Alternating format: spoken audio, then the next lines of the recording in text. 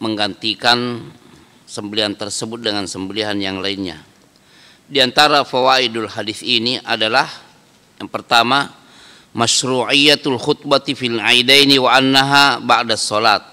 Seperti hadis-hadis sebelumnya disyariatkannya khutbah pada salat dua Id itu, dan khutbah itu posisinya setelah menunaikan salat. Yang kedua, annahu yusra'u fil khutbati an takuna munasibatan lil waqti wal hal. Sama, bahwa disyariatkan isi khutbah tersebut sesuai dengan kondisi. Fayadhkuru fi kulli waqtin wa halin ma yunasibuha. Maka sang khatib di setiap waktu menyebutkan apa yang dibutuhkan pada zaman tersebut. Yang ketiga, masyru'iyat ta'khiri dzabhil udhiyati ila ma ba'dal khutbah wa jawazuhu qablaha ba'da shalah. Disyariatkannya memperlambat penyembelihan hewan kurban sampai sesudah selesai khutbah, dan ini juga menunjukkan bolehnya sebelum khutbah, yang penting sesudah sholat.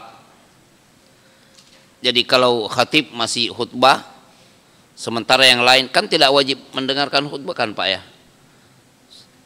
mungkin ada hajat mau cepat-cepat sembelih baru kita kerjakan yang lain. Ya mungkin sementara khatib menyampaikan khutbah, yang penting sudah selesai sholat, sudah boleh menyembelih hewan kurban. Yang keempat, wujubu dzabhi badalil udhiyati ala man dzabahaha qabla shalah. Wajib menyembelih kurban pengganti bagi orang yang menyembelih kurbannya sebelum sholat. Wa in kana jahilan, walaupun dia lakukan itu karena ketidakberilmuannya, dia tidak tahu. Wa takunu mithlul madbuhati aw atyab, dan nilainya seperti nilai yang disembelih itu atau yang lebih baik. Dan yang kelima, wujubut tasmiyati 'inda dzabhi. Wajib hukumnya mengucapkan bismillah saat menyembelih. Wa hiya syartun la tahillu dzabihatu bidunihi, dan ini merupakan syarat. Membaca bismillah merupakan syarat, karena sembelihan tidak halal dimakan kalau dia tidak membaca bismillah saat menyembelih. Di qaulihi ta'ala, karena firman Allah, wala ta'kulu mimma lam yadhkur ismullahi alaihi. Wala ta'kulu, dan jangan kalian makan mimma lam yudhkar ismullahi alaihi, dari sembelihan yang tidak disebutkan nama Allah atasnya saat menyembelih. Nah ini juga memperkuat apa yang Nabi Shallallahu Alaihi Wasallam tuntunkan. Di dalam hadis disebutkan beliau Shallallahu Alaihi Wasallam ketika hendak menyembelih sembelihan beliau membaca ayat wajjahtu wajhiya lilladzi fataras samawati wal arda hanifa muslima wa ma ana minal muslimin. Wajjahtu wajhiya lilladzi fataras samawati wal arda hanifa muslima wa ma ana minal musyrikin, ya.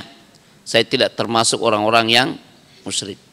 Inna salati wa nusuki wa mahyaya wa mamati lillahi rabbil alamin la syarika lahu wa bidzalika umirtu wa ana awwalul muslimin. Kemudian beliau membaca bismillahi Allahu akbar. Jadi beliau membaca bismillah kemudian Allahu akbar lalu disembelih. Ada hadis yang keempat. Ini hadis Jabir bin Abdullah Al-Ansari radhiyallahu anhu, yang isinya sama dengan sebelumnya. Dia katakan, syahidtu ma'an Nabi sallallahu alaihi wasallam salat yaumal Id. Saya hadir salat Id bersama Nabi sallallahu alaihi wasallam pada hari Id, salat. Fa bada bis salati qabla al-khutbah. Beliau memulai salat sebelum khutbah. Bi ghairi adzanin wala iqamah. tanpa adzan dan tanpa qamat. Tsumma qama mutawakkian ala Bilal, lalu beliau berdiri sambil mutawakkian, bersandar kepada Bilal. Ini Bilal muadzin, Bilal ibn Rabah radhiyallahu anhu. Berdiri ya, berarti tidak pakai mimbar Pak ya, tapi beliau bersandar kepada Bilal. Fa amara bi taqwallah, maka beliau pun memerintahkan bertakwa kepada Allah. Wa hatha ala taati, beliau menekankan agar taat kepada Allah. Wa wa'adhan nas, dan beliau menasihati manusia. Wa dzakkarahum, dan mengingatkan mereka. Tsumma madha, lalu beliau selesai hatta atan nisa, lalu beliau mendatangi para wanita. Fa wa'adhahunna, beliau pun memberikan nasihat kepada para wanita. Wa dzakkarahunna, dan beliau menyampaikan peringatan kepada mereka. Faqala, beliau sallallahu alaihi wasallam bersabda, tasaddaqna, wahai kaum wanita, bersedekahlah kalian. Fa innakunna aktsaru khutabin nar. Astagfirullah. Karena sesungguhnya kalian ini merupakan aktsaru khutabin nar, khutabi jahannam, kebanyakan menjadi penduduk neraka. Faqamat imra'atun min sitatin nisa'i saf'a al-khaddain, maka ada seorang wanita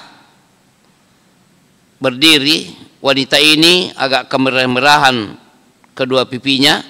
Faqalat lima ya Rasulullah, wahai Rasulullah, mengapa wanita? Kebanyakan penduduk neraka itu dari wanita.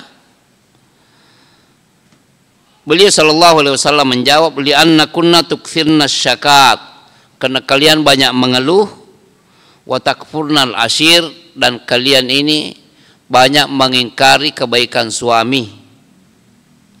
Mengingkari kebaikan suami. Qala, Jabir mengatakan, faja'alna yatasaddaqna min hulihinna.